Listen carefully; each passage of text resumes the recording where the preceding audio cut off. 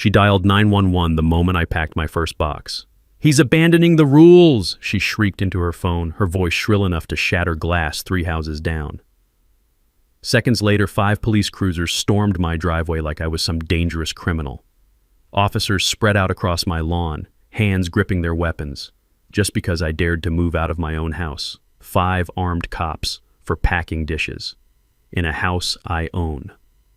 I'm standing there holding a box of kitchen plates, watching Darlene Pritchard, HOA president and neighborhood tyrant, gesturing wildly from her perfectly manicured lawn, her oversized sunglasses gleaming in the morning sun. The diesel smell from my U-Haul, mixed with her aggressive perfume, some unholy combination of artificial flowers and pure entitlement. What she didn't know?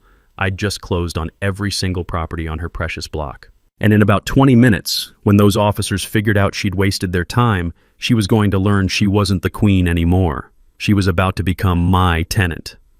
Ever had an HOA fine you for something insane? What's the most ridiculous violation you've gotten? Drop it below.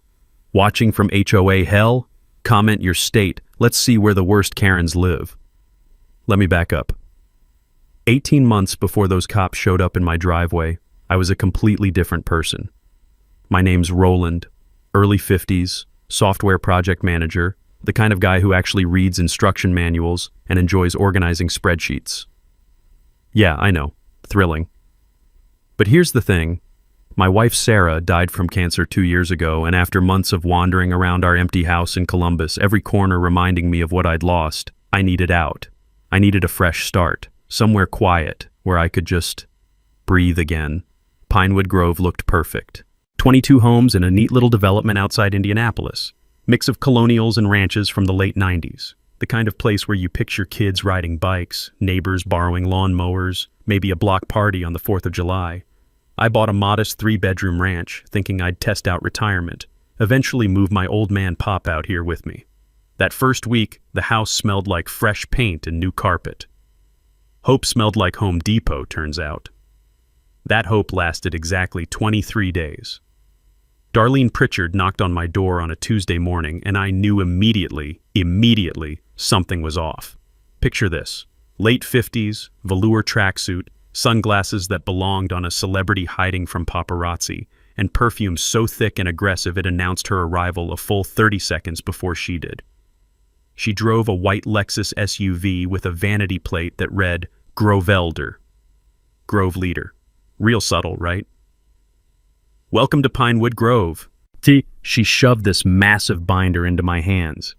"I'm Darlene, HOA president. This is your welcome packet." 47 pages. I counted later. Grass height had to be exactly 2.5 to 3 inches. Mailbox colors? Approved list of 8 beige variations. 8 different shades of beige. Visitor parking couldn't exceed 4 hours without written permission. Holiday decorations were only allowed November 25th through January 5th. And garbage cans? They had to be completely invisible from the street except on collection day between 6 and 8 a.m. "We take community standards very seriously here," Darlene said with this smile that never touched her eyes. "I do weekly inspections, just to keep everyone compliant." The way she said that word, compliant, made my skin crawl. I should have seen it coming. But I was still in that grief fog where you just nod and go along because fighting takes energy you don't have anymore. 2 months later, I woke up to this sound, thwack, paper hitting my front door at dawn. First violation notice. Darlene had actually measured my lawn with a ruler, 3.2 inches. She included photographic evidence with a timestamp and everything, like she was documenting a crime scene. Fine, $150. I paid it, figured it was just a weird one-time thing. Month 4, my father came to visit for a week. Pop's 76, Vietnam vet, drives this small camper because hotels kill his back. He parked it in my driveway, and within 2 hours, there's another notice taped to my door. Recreational vehicles banned per section 12.4C. Fine, $500. Failure to comply within 24 hours will result in property lien. $500 for my father's camper in my own driveway. That evening, Pop found me staring at the notice on my back deck.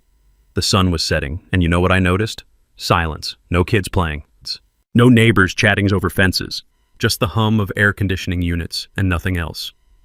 Pop cracked open a beer, took a long sip, and said, "Son, I didn't fight for freedom so some clipboard Nazi could tell me where to park." And right there, something in me shifted. All that grief I'd been carrying for 2 years, it crystallized into something different, something focused, determination, anger, purpose. I started digging.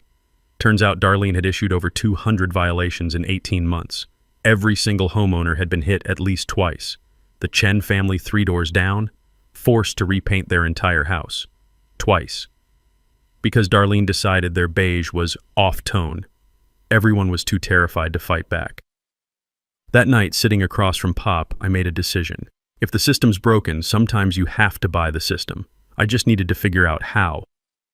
Month 5, things got personal. I had this ceramic turtle by my mailbox. Small thing, maybe 6 inches tall, hand-painted. Sarah bought it for our 20th anniversary because I joked that I moved through life at turtle speed. Slow, steady, always getting there eventually. After she died, that stupid turtle became one of the few things I couldn't pack away. I came home from grocery shopping on a Saturday, and there it was. Another notice. Unapproved lawn ornament violates aesthetic cohesion standards, Section 7.3b. Fine, $300. Remove within 72 hours or face additional penalties. $300 for a turtle the size of my hand. I sat in my car for 20 minutes just staring at that notice. My hands were shaking. This wasn't about rules anymore. This was about control, about someone who got off on making people miserable. That's when I decided to fight back. First HOA board meeting I attended was held in Darlene's living room. Yeah, you heard that right. Not a community center, not a public building, her house. I walked in and immediately knew this was rigged. Folding chairs arranged in rows like we were in detention. Stale coffee and a percolator that looked older than me. Her husband Vernon sat at a card table taking minutes on a legal pad with a pen that kept skipping. 6 homeowners showed up, out of 22. Darlene sat at the head like a judge at the bench, that aggressive perfume filling the room until I could taste it. I raised my hand during new business. I'd like to discuss fine proportionality. She looked at me like I'd just tracked mud on her carpet. Excuse me? I pulled out printed copies of state HOA law. I'd done my homework. State Statute 32-25-3 requires fines to be proportional to violations. $300 for a 4-inch decoration? That's not proportional, that's punitive. I'm also requesting a full financial audit. Where do all these fines actually go? The room went dead silent. You could hear Vernon's pen scratching on paper. Darlene laughed. Actually laughed.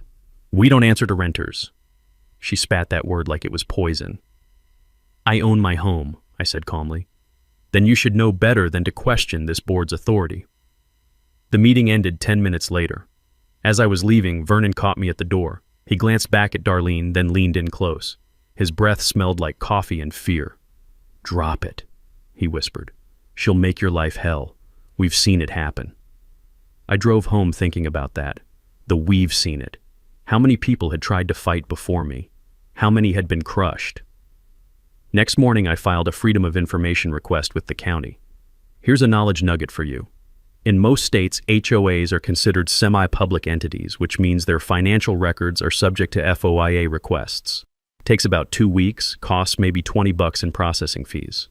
Takeaway: your HOA's financial records are public. You have every right to see where your money goes. The records arrived in a manila envelope that felt like it weighed 10 pounds, $47,000 in fines collected last year. Only $8,000 spent on community improvements, which apparently meant replacing Darlene's mailbox and repaving the street in front of her house. The rest? Categorized as administrative costs. Translation: Darlene's personal slush fund. I spent the next week knocking on doors. HOA bylaws required 15% of homeowners to petition for a special meeting. That's 4 signatures including mine. Most people wouldn't even open their doors. I'd see curtains move, hear footsteps, then nothing. Third house I tried, an elderly woman named Gladys cracked her door open, chain lock still attached. She was maybe 80, with white hair and hands that trembled when she gripped the door frame. I'd sign, she whispered, glancing over her shoulder like Darlene might materialize behind her, but she'll fine me for my bird feeder. I'm on a fixed income. I can't afford it.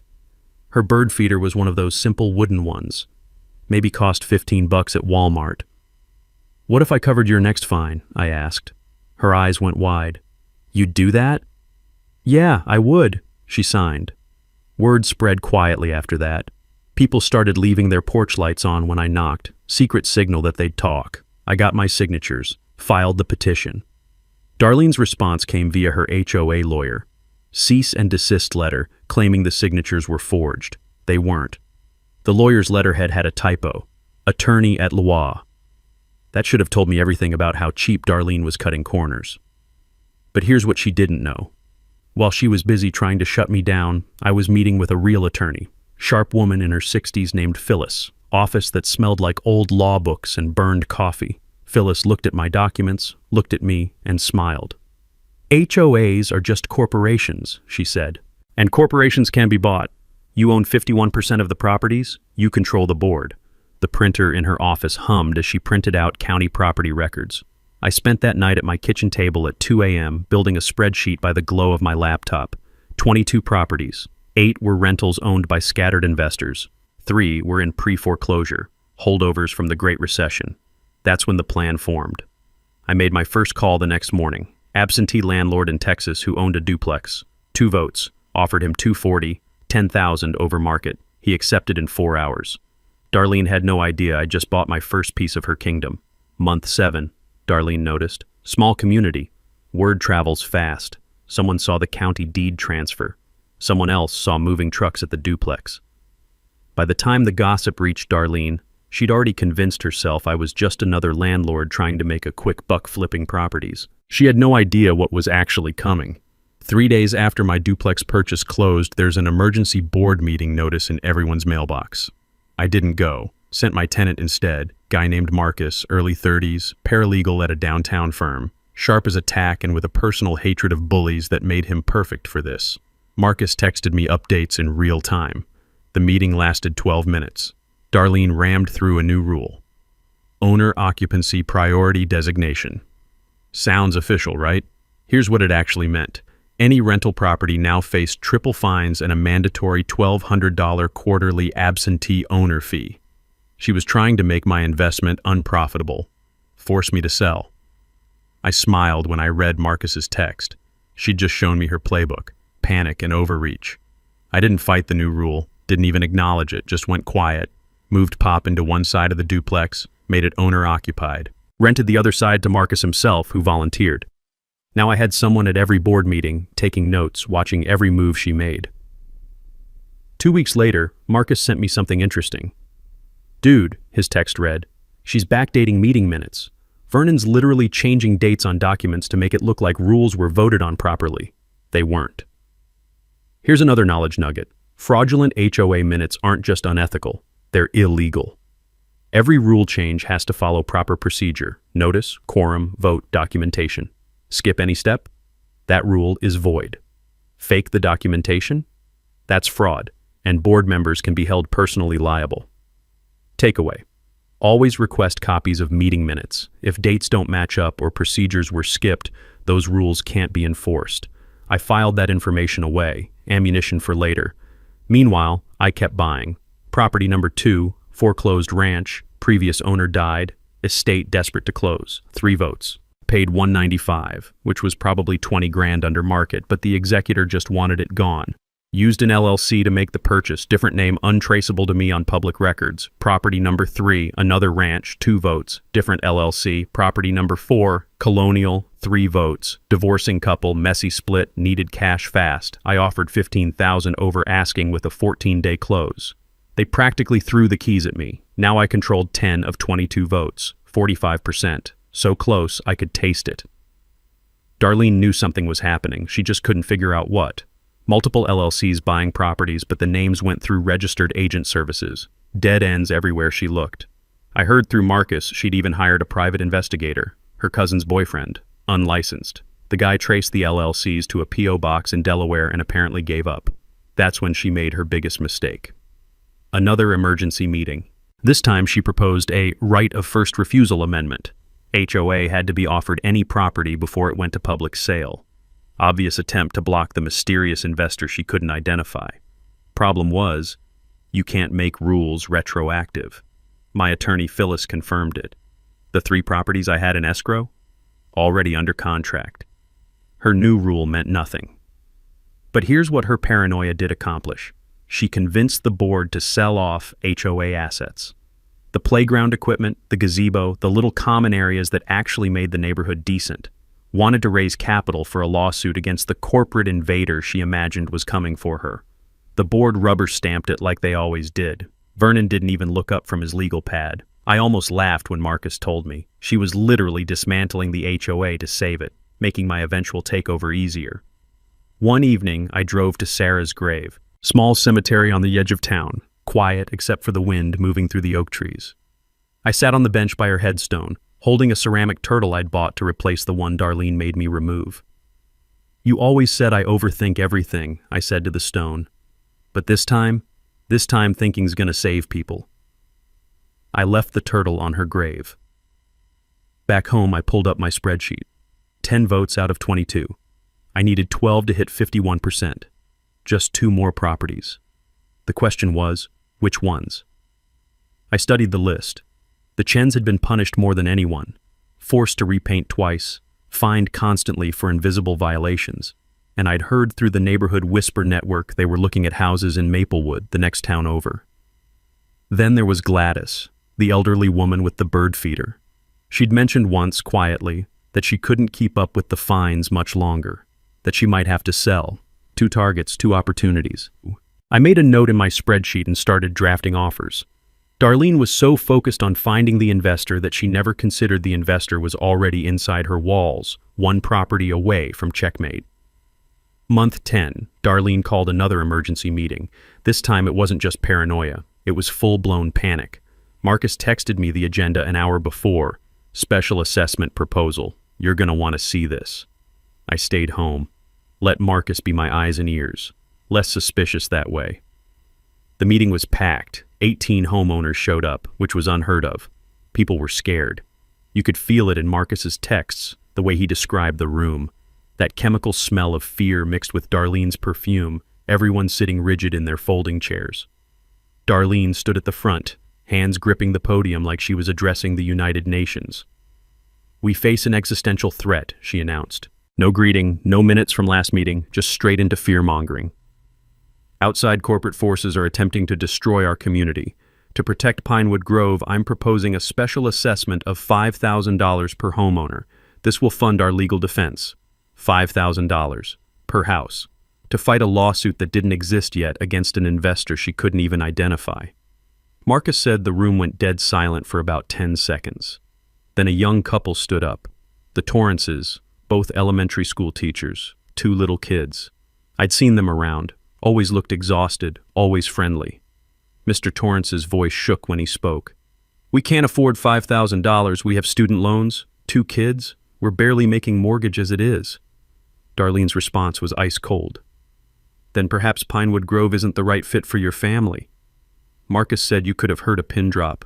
She'd just threatened to price out a family with kids. Said it out loud, in front of witnesses. Mrs. Torrance grabbed her husband's hand, and they walked out. That's when Marcus stood up. In his paralegal voice, calm, professional, the kind that makes you realize you're about to get legally demolished, he cited state statute. "Special assessments over $2,500 require a 67% homeowner vote, not a board decree. What you're proposing is illegal." Darlene waved him off like he was a mosquito. "The board has discretionary authority in emergencies." "Show me where in the bylaws," Marcus said. She couldn't, because it wasn't there. The meeting fell apart after that. People started arguing, demanding votes, questioning where previous fines had gone. Darlene adjourned early, practically ran out to her Lexus. But the damage was done. Homeowners were talking now, comparing notes, realizing they'd all been bled dry. 2 days later, Gladys called me. Her voice was so quiet I could barely hear her. "Roland, I need to sell. I can't do this anymore." She'd racked up $1,100 in fines over 6 months. Bird feeder violations, lawn height, unauthorized decorative seasonal flag. She'd hung a small American flag on the 4th of July, and Darlene fined her because it wasn't the approved size. Gladys was 83 years old, fixed income. Those fines might as well have been $10,000. I drove to her house that afternoon. She made tea, the kind that smells like bergamot and feels like somebody's grandmother hugging you. We sat in her kitchen with the afternoon light coming through yellow curtains. "I've lived here 19 years, she said, hands wrapped around her teacup. "Never thought I'd be driven out of my own home." I made her an offer right there. Asking price, plus I'd cover all her moving costs. She cried, actually cried, said yes through tears. Property number 5, 2 votes. I was at 47% now. So close I could feel it. But Darlene found out. Of course she did. Someone told her Gladys sold to an investor, and she lost whatever was left of her mind. She actually drove to Gladys's new apartment, a nice little senior community in Fishers, and confronted her in the parking lot. Broad daylight, Gladys's daughter was visiting, heard the screaming from inside, came out with her phone already recording. The video was only 90 seconds, but it was brutal. Darlene shouting, calling Gladys a traitor, saying she'd ruined the neighborhood, that she was enabling corporate destruction of American values. Gladys just stood there, this tiny, elderly woman, while Darlene towered over her screaming. Her daughter posted it to the Pinewood Grove Facebook group, then the local community pages. Then it went viral, 20,000 views in 2 days. Comments flooded in from people sharing their own HOA horror stories. Someone recognized Darlene from her real estate days, dug up her old license suspension for ethics violations. The internet was doing my job for me. Meanwhile, I had my eye on the final piece. The Chens were actively house hunting. I'd seen them at open houses in Maplewood. They were done, finished, ready to escape.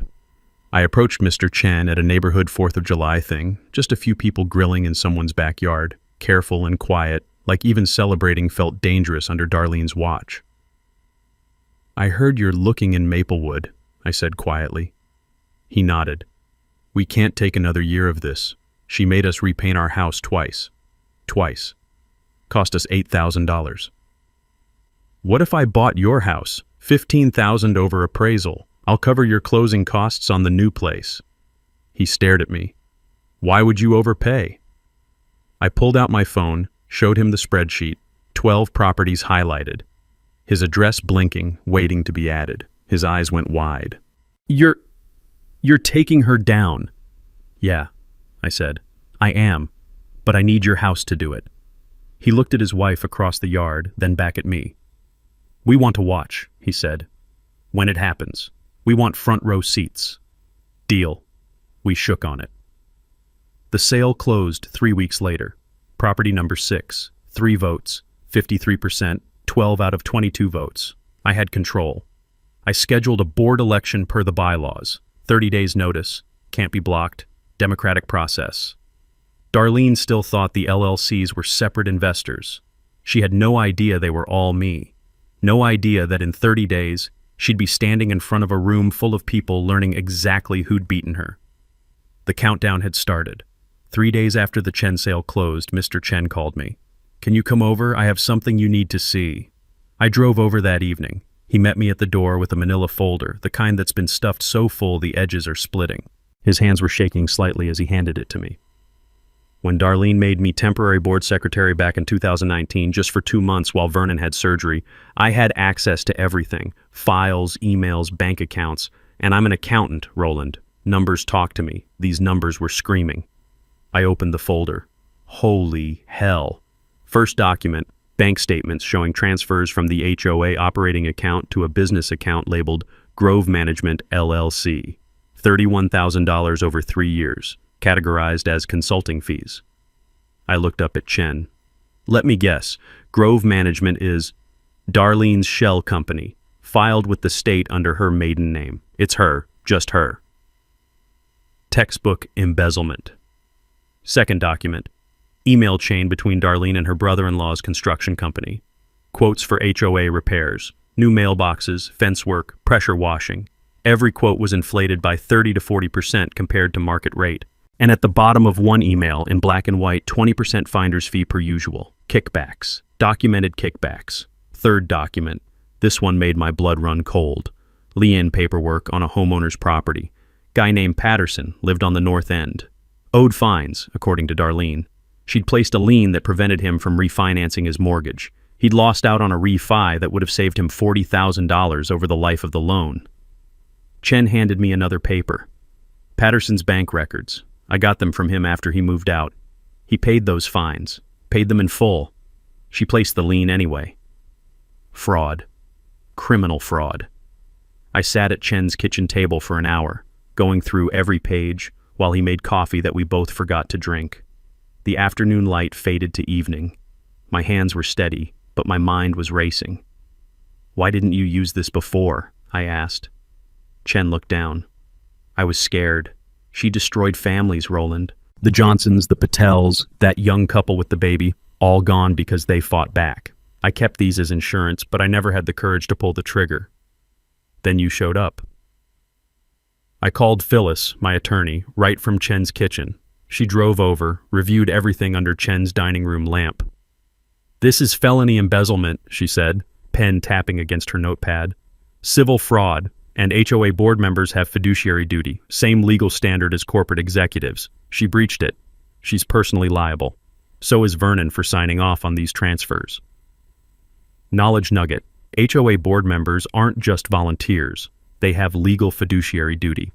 Breach it, and you're personally on the hook for damages, both civil and criminal.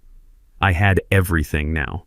Voting majority, criminal evidence, community support from that viral video, the whole package. Phyllis looked at me. "You could turn this over to the DA tomorrow. End this fast." "No," I said. The election's in 27 days. I want her in that room. I want everyone to see exactly who she is. Then we press charges." Chen smiled for the first time in probably months. "Maximum humiliation." "Maximum accountability," I corrected. "But yeah, also humiliation." That night, Darlene made her fatal mistake. She filed a lawsuit, actual lawsuit against unknown investors, for conspiracy to undermine HOA integrity. Hired an expensive lawyer, burned through $18,000 of HOA reserves just for the retainer. Then she sent threatening letters to every homeowner. Anyone found collaborating with hostile investors will face maximum enforcement of all community standards. The letters landed in mailboxes the next morning. By noon, a secret Facebook group had formed, Pinewood Grove Truth. 14 of 22 homeowners joined in the first 2 hours. Marcus became moderator, kept my identity secret. People started sharing everything, photos of violation notices, screenshots of fine amounts, stories of Darlene's cruelest moments. One woman posted a picture of her daughter's chalk drawing on their driveway, the one that earned them a $400 fine. The group became a digital war room, and Darlene had no idea it existed. 27 days until the election, 27 days until everything came out. I could smell it in the air, not her perfume this time, but something else. Fear. Her fear, and it smelled like victory. My dining room became mission control. I'm talking papers everywhere, laptops open, printer running hot enough to smell like burning plastic. Pop started calling it the war room, and honestly, that's exactly what it was. The team assembled over the next week. Core group, me, Phyllis the attorney, Marcus the paralegal, Chen the accountant, and Gladys, who insisted on helping despite being in her 80s. "I want my bird feeder back," she said, "and I want to watch that woman pay." New recruits came quick. The Torrances, those young teachers Darlene threatened, offered to handle social media documentation. Bernard, this retired postal worker in his late 60s who knew every single homeowner's story by heart, and a local reporter named Kate from the county newspaper who'd been following the Facebook group and smelled blood in the water. "This is my Watergate," Kate said when she showed up at my door. "Small-town corruption exposed. I want the exclusive." We mapped out the strategy on a whiteboard I'd bought from Staples. Prong 1, legal takeover. Chen drew the ownership structure in blue marker. 12 properties, 53% control. But here's the thing. I could vote on behalf of my rental tenants using proxy votes. They just had to sign over voting authority to me as landlord.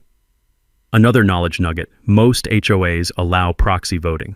If you own rental properties, your tenants can authorize you to vote on their behalf. Stack enough proxies, and you can control elections even without owning a majority. With proxies, I had effective control of 14 votes, 64%. I could nominate anyone I wanted for the board. Darlene couldn't stop it. Prong 2, criminal evidence. Phyllis organized Chen's documents into prosecutor-ready format. She'd done white-collar crime cases before, knew exactly how DAs thought. We've got 17 homeowners with documented damages from fraudulent fines, she said, highlighter squeaking across papers. That's a pattern of behavior. You know what that means? RICO statutes, racketeering. This isn't just fraud, it's organized fraud. Total damages, $127,000. Enough to destroy Darlene financially, even if she avoided prison. Prong 3. Public relations. Kate wanted the story to drop the morning of the election. Maximum impact. She spent a week interviewing victims. People finally felt safe talking with a reporter involved. Bernard arranged interviews. Gladys made cookies for people too nervous to talk without something to hold on to. Small touches, but they mattered. Kate drafted the headline, HOA President's 31K Secret, Embezzlement in Pinewood Grove. She showed me the article 3 days before publication.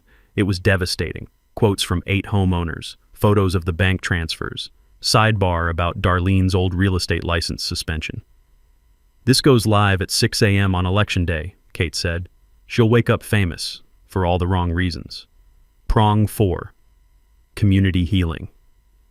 This was the part that mattered most to me. Late one night, just me and Pop at the kitchen table with beers going warm, I laid out my vision. After we take the board, we dissolve the HOA entirely. Requires 75% vote, but I think we can get it. Refund every illegitimate fine. Convert the common areas to public parks. Deed them to the city so everyone benefits, not just us. And the money we recover? Embezzlement restitution, settlement from the lawsuit? We start a community fund, scholarship for local kids. Pop was quiet for a minute, then, what would you call it? Sarah's Second Chances Scholarship. He nodded. Didn't say anything else. Didn't need to. The next 3 weeks were a blur.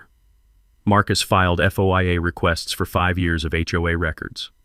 The county delivered 4 bankers' boxes. We went through everything, every receipt, every meeting minute, every violation notice. Built a timeline of Darlene's entire reign.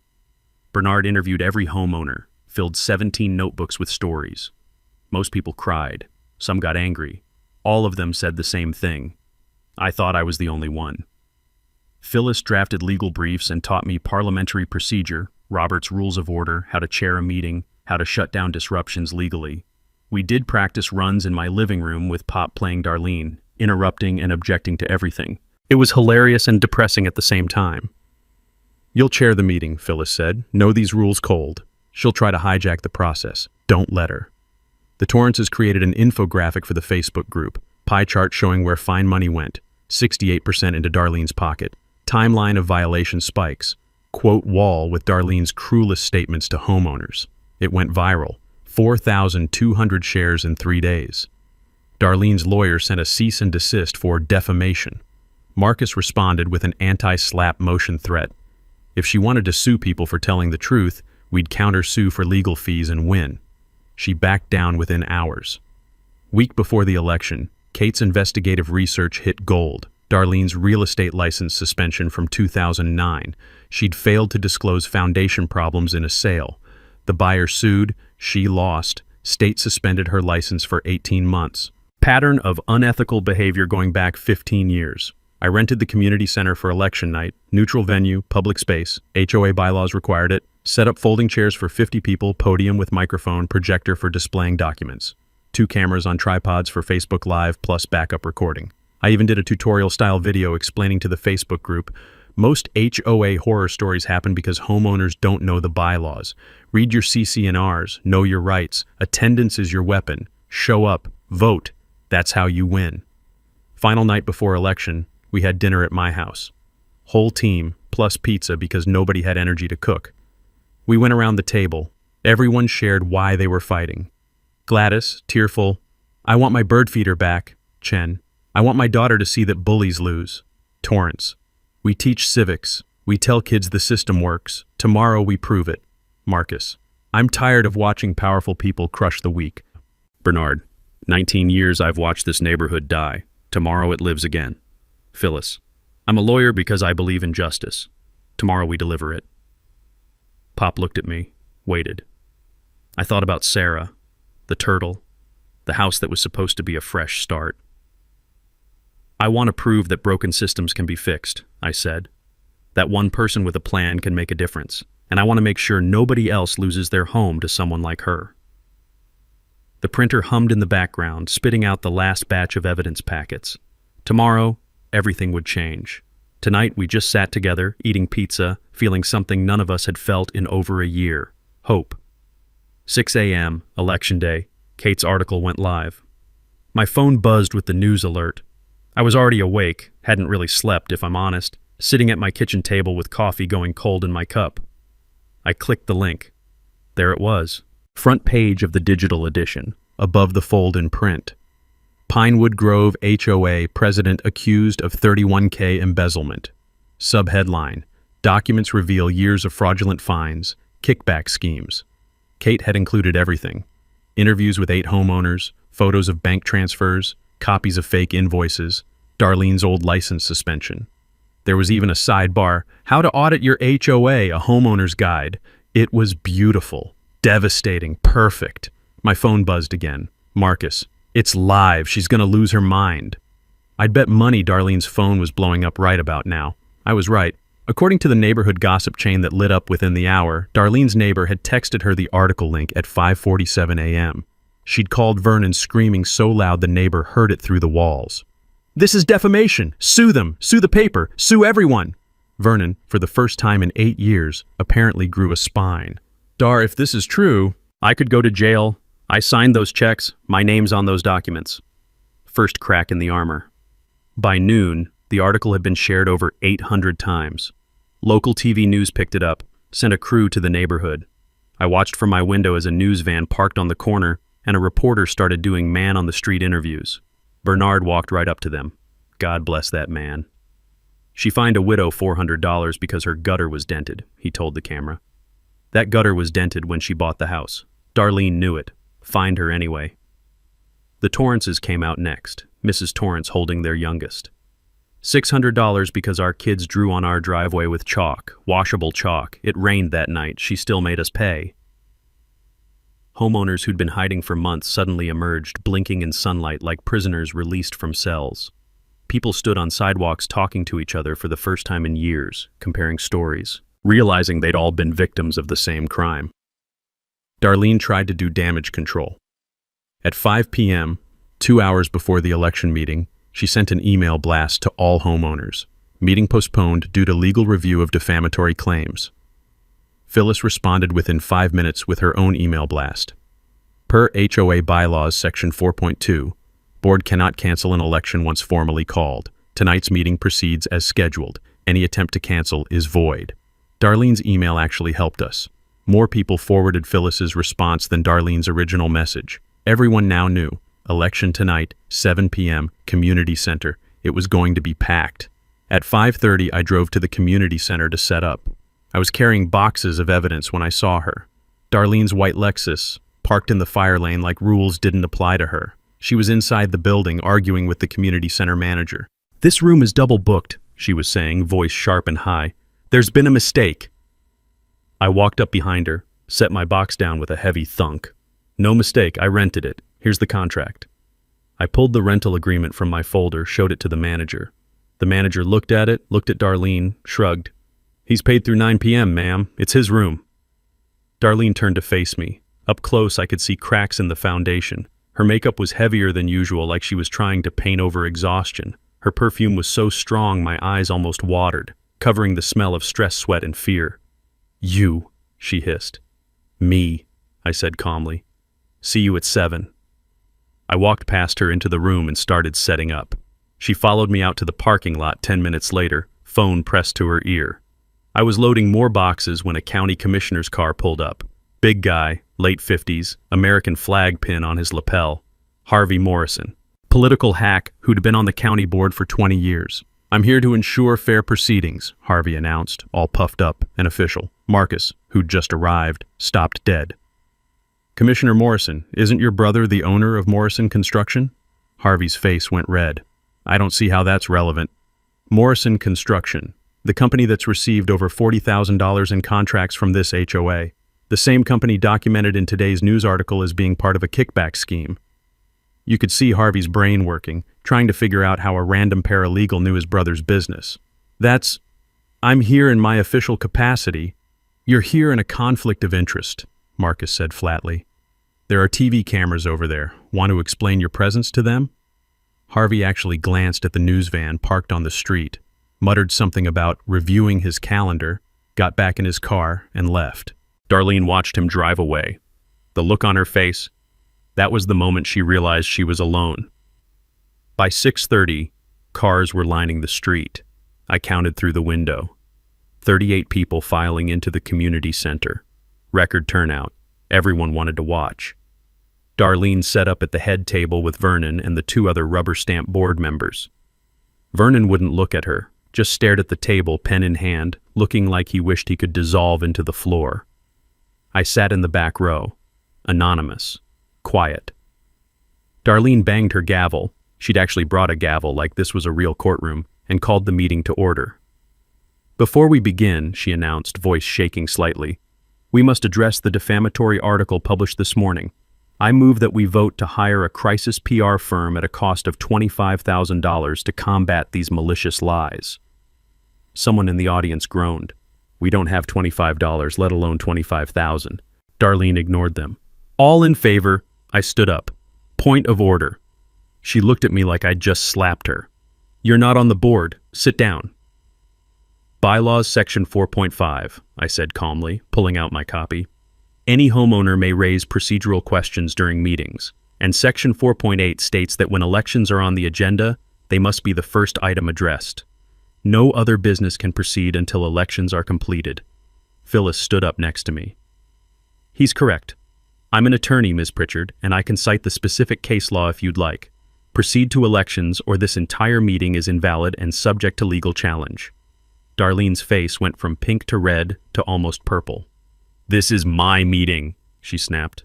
Actually, I said, walking toward the front, it's a meeting of the Homeowners Association, which means it belongs to all of us, so let's have that election. The room erupted in applause. Darlene slammed her gavel so hard it cracked. Fine, fine. Nominations for board president. Bernard stood. I nominate Roland. Who seconds? Darlene's voice dripped with contempt. 12 hands shot up. All my tenants plus allies. Darlene stared at the hands. Who are you people? I walked to the podium, connected my laptop to the projector. I'm Roland, I said to the room. Some of you know me, most don't.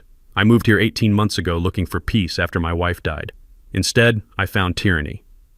The projector lit up behind me. Chen's ownership map appeared on the screen, 12 properties highlighted in blue, spreading across the neighborhood like pieces on a chessboard.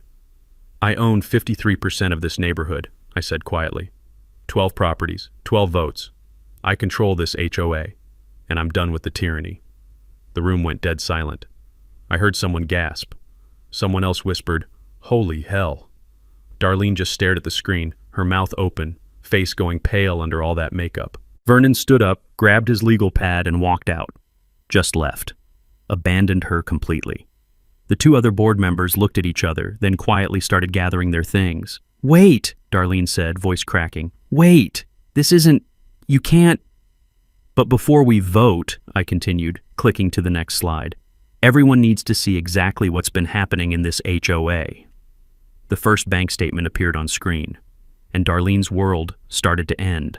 The bank statement glowed on the projector screen, stark white background, black text, numbers that told a story of theft. $31,428, I said, my voice echoing in the silent room.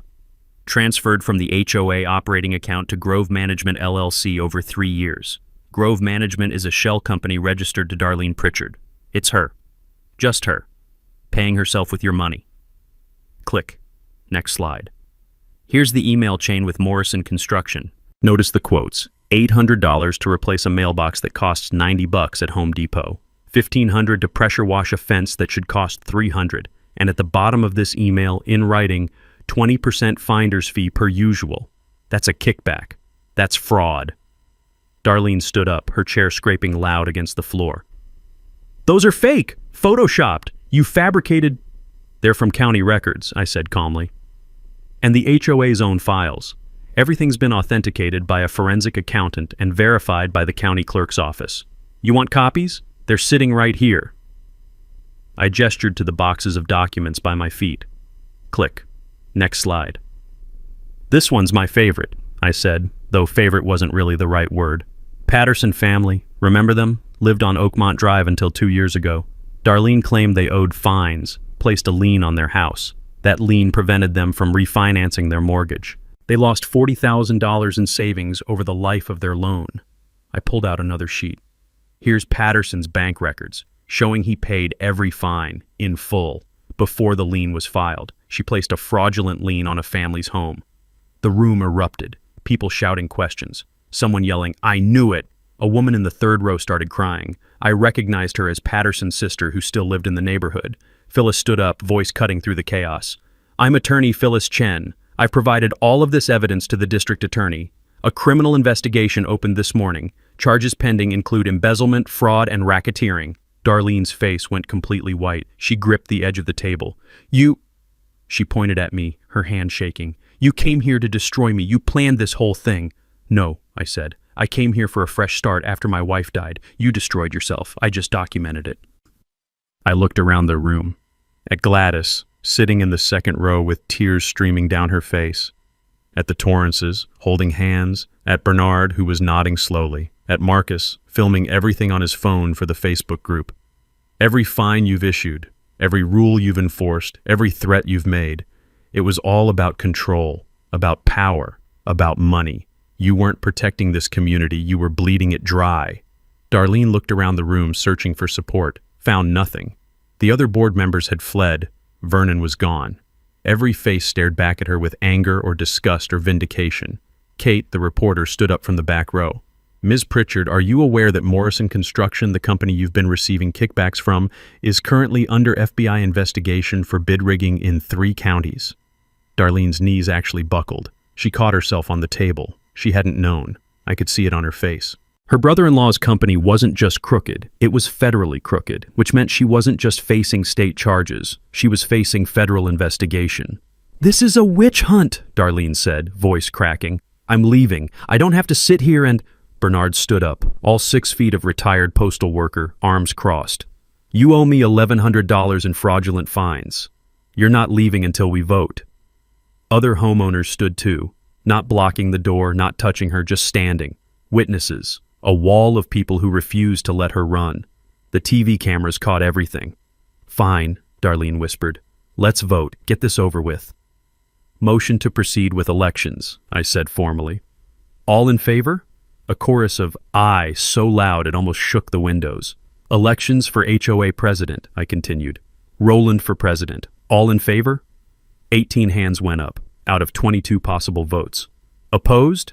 2 hands. Darlene and one loyal neighbor who probably didn't understand what was happening. 2 abstentions. Motion passes. I'm the new HOA president. My first official action. Darlene Pritchard is removed from all HOA accounts, effective immediately. Second action, we're hiring an independent auditor. Third action, all expenditures over $100 are frozen pending audit review. Fourth action, all fines issued in the last 18 months are voided pending legitimacy review. I paused, looked directly at her. Fifth action, you're fired, Darlene. Not just from the board. From any involvement with this community. You're done. The room erupted in applause. People standing, clapping, some crying, some hugging. Darlene grabbed her purse, her hands shaking so badly she dropped it twice. She had one last moment of defiance, stood up straight, tried to put on that imperious expression. You'll regret this, she said. I built this community. I made it valuable. You're all ungrateful. Gladys's voice, sweet and quiet and absolutely devastating, cut her off. You built a prison, dear. These people are just escaping. The applause got louder. Darlene walked toward the door. Every eye followed her. TV cameras tracked her path. She nearly ran into a chair, stumbled, caught herself. She pushed through the door into the parking lot. The cameras followed her to her white Lexus. She got in, started it, backed up so fast and careless she nearly hit a mailbox. Someone had their phone out. The video of her driving away, flustered and defeated, was on the Facebook group within minutes. It went viral by morning. 2.3 million views in 48 hours. But inside the community center, we weren't thinking about viral videos. The room exhaled, collectively, like everyone had been holding their breath for years and finally could breathe. People swarmed me, Handshakes, hugs, thank yous. Mrs. Torrance was crying. Mr. Chen was grinning so wide I thought his face might split. "You saved us," someone said. "We saved each other," I told them. "I just had resources. You had courage to keep living here. That's harder." Someone banged on the door. Everyone tensed. Was Darlene back? No, county sheriff. Someone had called, probably Darlene, reporting an assault. "Who's in charge here?" the sheriff asked. 40 people pointed at me. I walked over. "I'm Roland, new HOA president. There's been no assault. We held an election. Every second was recorded on multiple cameras. You can review the footage." The sheriff looked around the room, looked at the cameras, looked at me. "She called 20 minutes ago claiming she was attacked." "She's lying," Bernard said. "We have 18 witnesses and video proof. Nobody touched her." The sheriff sighed, the sigh of someone who dealt with Darlene before. "Yeah, that tracks. Sorry to bother you folks." He left. And whatever remained of Darlene's credibility crumbled to dust. Marcus had been reviewing files on his laptop during all the chaos. Suddenly he stood up. "Roland, you need to see this." I walked over. He showed me a deleted email he'd recovered from the HOA laptop. Darlene had left it in the building. Subject line, Gladys foreclosure timeline. Darlene had been planning to foreclose on Gladys's house. 2 weeks away from filing, she would have seized the property, sold it at auction, pocketed the proceeds. I looked over at Gladys, who was laughing with neighbors, genuinely happy for the first time since I'd known her. I'd saved her house without even realizing how close we'd been to disaster. "Print that," I told Marcus quietly. "It goes to the DA too." The meeting wrapped up around 9. I outlined next steps. Full audit in 2 weeks, town hall to present findings, then a vote on dissolving the HOA entirely. People lingered afterward. Nobody wanted to leave. Pizza appeared. Bernard had ordered it on his phone during the meeting. Someone brought beer from their car. The community center manager said we could stay until 10. It turned into an impromptu celebration.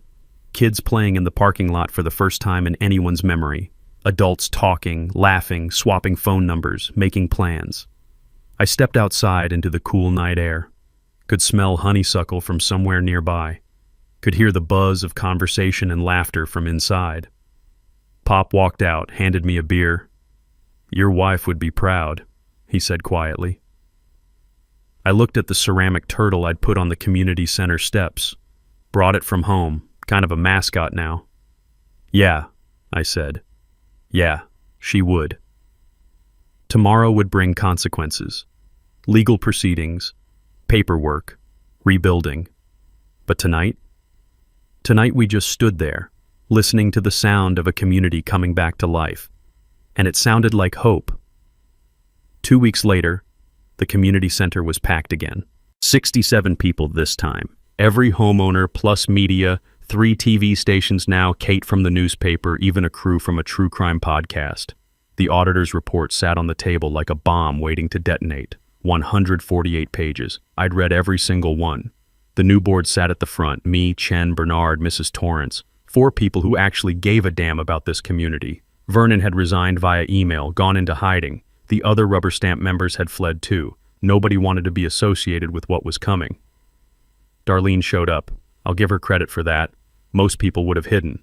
But she walked in at 6:58, 2 minutes before start time, with a new lawyer. Actual criminal defense attorney this time, suit that cost more than my monthly mortgage. She sat in the back row, arms crossed, defensive, trying to look defiant, but mostly looking scared.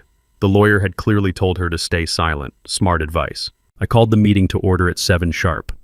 "Thank you all for coming. We have the independent audit results. They're extensive. I'm going to walk through the findings, and I want to be clear. Every number has been verified by a certified forensic accountant. Copies are available for anyone who wants them." I clicked to the first slide. Total embezzled from HOA accounts, $31,428, confirmed. Click. Kickbacks documented from Morrison Construction and 2 other contractors, $18,200. Click. Fraudulent fines. Fines issued with no legitimate basis or fines issued for violations that never occurred. $53,600, affecting 19 homeowners. Someone in the audience gasped. The number was higher than we'd initially thought. Total theft, $103,228. The room went dead quiet. You could hear the projector fan humming. Additionally, I continued, the auditor discovered that Darlene never obtained required HOA liability insurance. She saved $4,000 a year by skipping it and pocketed the difference. The so-called emergency reserve fund, supposed to contain $20,000, is empty. This HOA is technically insolvent. Chen stood up. The district attorney filed formal charges yesterday. Grand theft, embezzlement, fraud. Potential sentence, 4 to 7 years. Darlene's lawyer leaned over, whispered something urgent to her. She shook her head, jaw clenched. We're also filing a class action civil suit, I said. 19 homeowners seeking damages totaling $250,000 plus attorney fees. I paused, looked around the room. But before we move forward, I want to give people a chance to speak. Anyone affected by Darlene's actions, you have the floor. Gladys stood first. 83 years old, hands trembling slightly but voice clear. I'm 83, she said. I was 2 weeks from losing my home. I've never stolen anything in my life. I've never even had a speeding ticket. And she called me a community liability. She tried to destroy me for having a bird feeder. She sat down. The Torrances stood next. We're teachers, Mrs. Torrance said. We teach civics. We tell our students that bullies lose, that the system works, that justice prevails. Tonight, we get to prove we weren't lying to them. Bernard was next. 19 years I've lived here.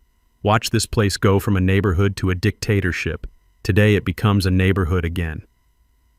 7 more people spoke, each story more heartbreaking than the last. A widow fined for a dented gutter she'd inherited.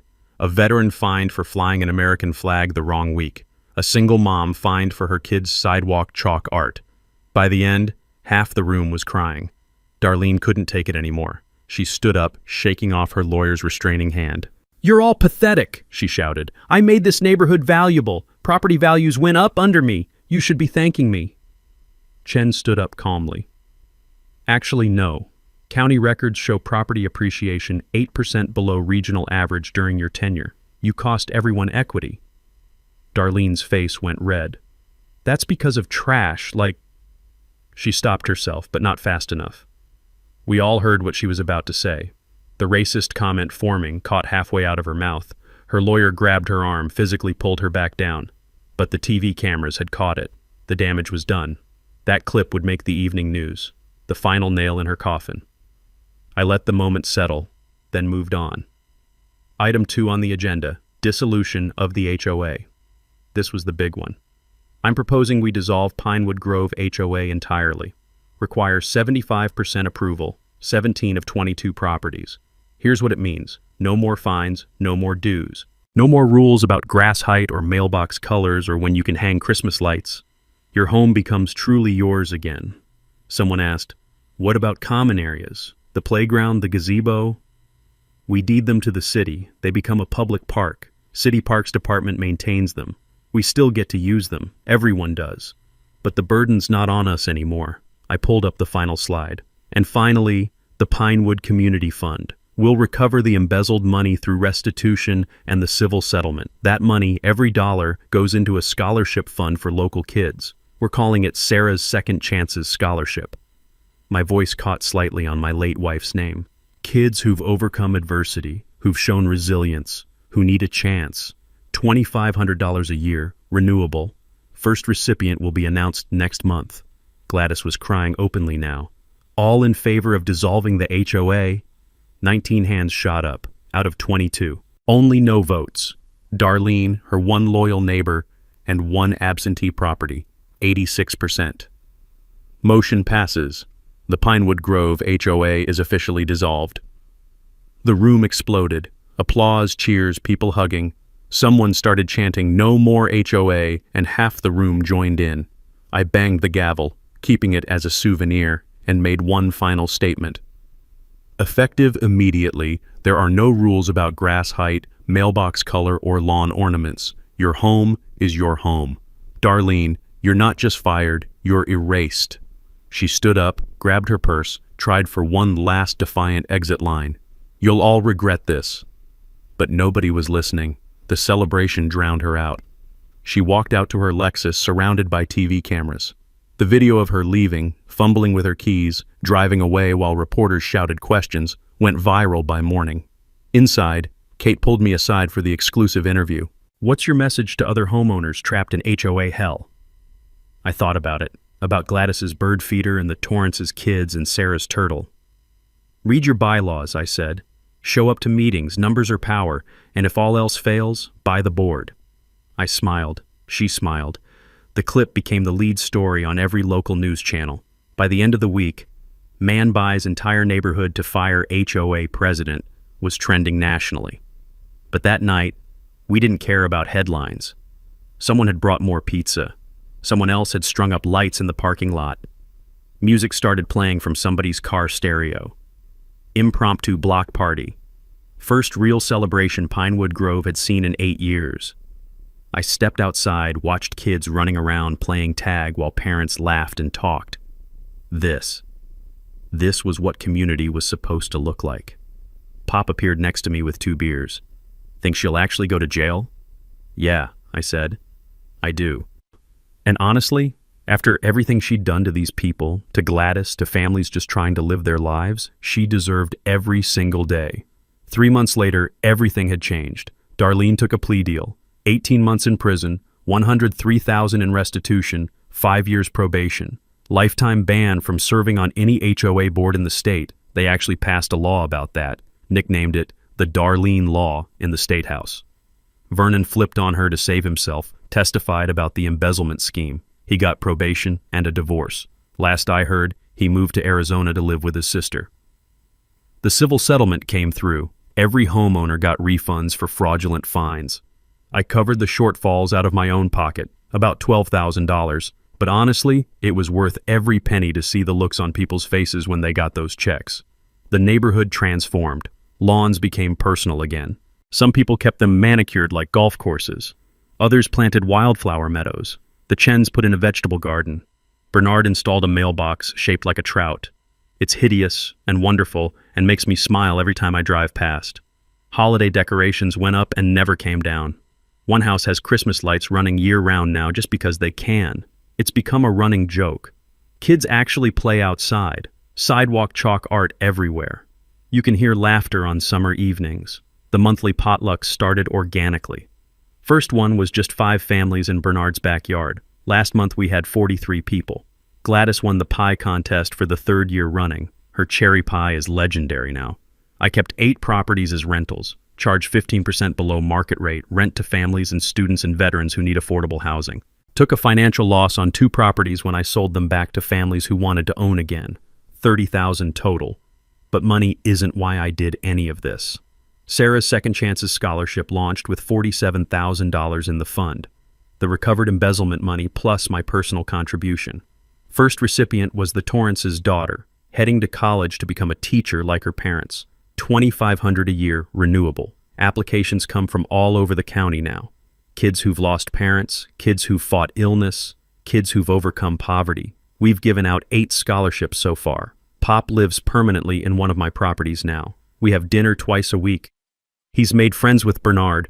They go fishing every Saturday, come back with stories that get more elaborate each time. I planted a garden where Sarah's ceramic turtle sits by my front door. Perennials, all her favorites. Black-eyed Susans, coneflowers, lavender. Installed a bench with a small plaque. Sarah's garden, sit, rest, grow. Neighbors actually use it.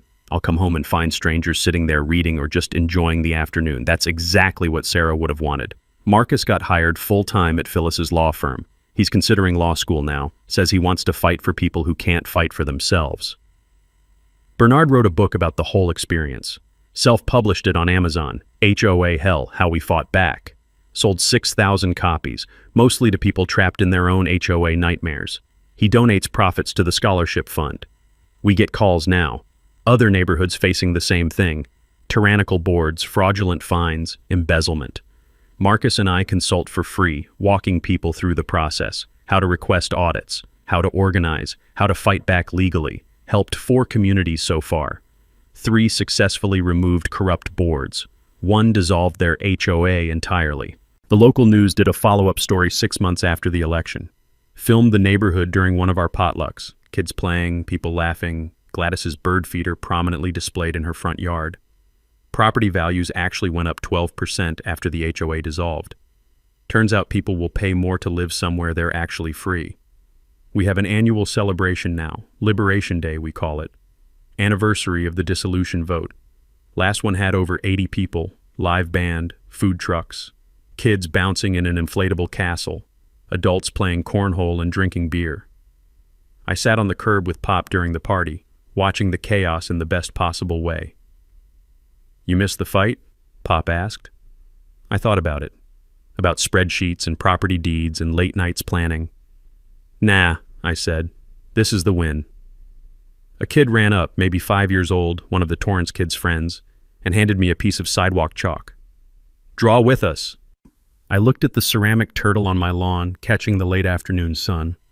Thought about Sarah, about fresh starts and second chances and communities worth fighting for. Drew a big yellow sun on the sidewalk. The kid added stick figures holding hands. My phone buzzed. Marcus. Got a call. HOA in Riverside doing the same thing Darlene did. Worse, actually. Military widow about to lose her house. I showed the text to Pop. "Here we go again," he said. "Someone's gotta," I replied. But that's a story for another time. For now, I'm just going to sit here on this curb, in this neighborhood that fought back and won, surrounded by people who've become family, and enjoy the sound of freedom. Because that's what this is. The sound of people living their lives without fear. The sound of kids playing without looking over their shoulders. The sound of a community that remembered how to breathe. Here's what I want you to do. If you've got an HOA nightmare story, drop it in the comments. We're collecting them, building a database. Some of your stories might become our next investigation. And if this fired you up, if you felt that rush of justice watching a bully finally face consequences, hit that subscribe button. We've got 47 more stories just like this one. People who fought the system and won, underdogs who became warriors, communities that said enough and meant it. Because here's the truth. Broken systems stay broken until someone decides to fix them. Sometimes that someone is you. Sometimes you just need a plan, some courage, and a ceramic turtle to remind you what you're fighting for. Welcome to the Grove, where lawns grow wild, kids draw on sidewalks, and Karens learn that tyranny always has an expiration date. Thanks for hanging out with us on HOA Stories, where the HOA Karens meet their match. If this story had you cheering or cringing, go ahead and like the video, drop a comment with your reaction, and hit subscribe so you're ready for the next wild HOA tale.